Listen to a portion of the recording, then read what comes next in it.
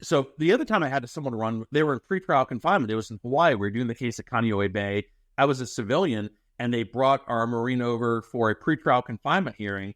In this case, it was very significant charges of child abuse of an infant.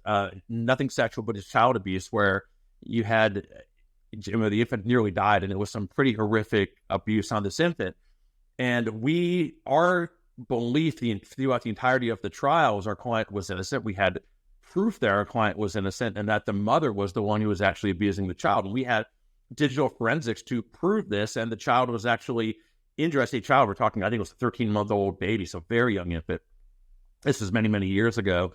But we had proof that the mother was the one who was abusing the child. And, the child kept on getting injured while in the mom's care while our client was in pretrial confinement. Our client confessed to the crime because he didn't want his wife to take the rap for it.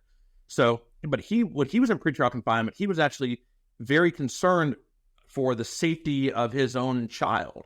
And so he absconded and ran, but he didn't go to the bar or someplace else. He was taken from the confined facility over to the courthouse and essentially left through another window in a bathroom. And he went to his home. He went to the home to make sure his daughter was okay, the person that the alleged victim in the case. And he had serious concerns that the wife was abusing his child. And so that's where he actually went. And they looked for him there, and they found him there, and they picked him up very quickly. And the funny thing is, we went to trial nearly a year later, and they charged him with the escape.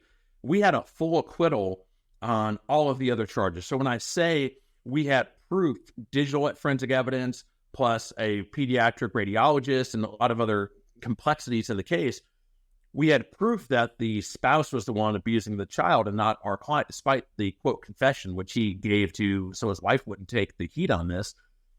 They acquitted him of all charges except for the escape. And so this is a case where I understand why they ran, but they would have had a full acquittal. We would have won everything.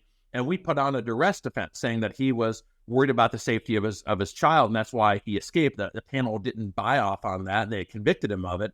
But the interesting thing was when it came down to the sentence, so now he would have been fully acquitted, but now he's got this criminal conviction for running, and this was a Friday. The verdict came down on a Friday, and it was a 4-day weekend, so there would have been no work. We were working on Friday, but there would have been no duty on Monday. And so the panel sentenced him to basically time served plus 3 days, because they didn't want him. They wanted him to spend the last 3 days of the 30-day weekend in confinement for whatever reason. They thought maybe they didn't want him, just give him a little bit of cooling off time. So, but he was facing years in prison for fleeing. But we put on such a mitigation case, and while the panel didn't acquit him on the duress, it was pretty clear that he wasn't running to run. He was running because he was concerned about the life of his child, and they found him there. And so the panel took that into consideration and basically sentenced him to the time served plus 3 days because it was a long weekend.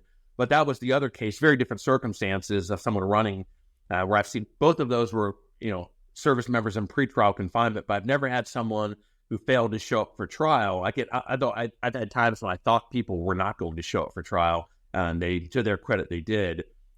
But those were the times I've had people not showing up that have run.